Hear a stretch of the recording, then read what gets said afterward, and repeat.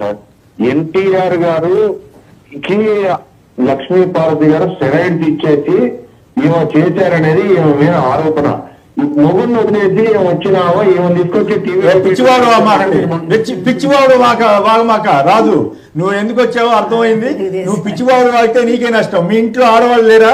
మీకేమి అక్కలు చెల్లెళ్ళు లేరా? ఎవరు విడాకులు తీసుకోవట్లేదా? ఏం మాట్లాడతావు నువ్వు? మీరంతా మత్తు ఇచ్చే ఒక పెద్ద నాయకుడు ఎన్ని పెళ్లిళ్ళు చేసుకున్నాడో మీకు తెలీదా? ఏం మాట్లాడతావు? అటు అనవసరమైన విషయాల్లోకి వెళ్ళి మీరు మహిళలను అవమానపరిస్తే ఒప్పుకునేది లేదు. మహిళలు అవమానపరిచే వాళ్ళేమో మీకు గొప్ప నాయకులా, వీళ్ళేమో ఆవిడ జీవితం ఆవిడ ఇష్టం, నువ్వెవరు చెప్పడానికి?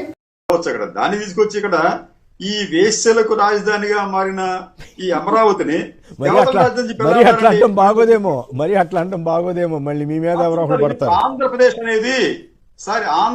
అనేది ఈ రోజున ఈ సెక్స్ వర్కర్లకు అగ్రస్థానంలో ఉంది. కానీ ఆ ఎక్కువ మంది సెక్స్ వర్కర్లు ఎక్కడున్నారంటే అమరావతి చుట్టుపక్కల ప్రాంతాల్లో ఉన్నారు. ఆ వార్త నేను కూడా చూశాను. టైమ్స్ ఆఫ్ ఇండియాలోనూ దేంట్లో హిందూలోనూ వచ్చింది, కరెక్టే. కానీ బట్ మనం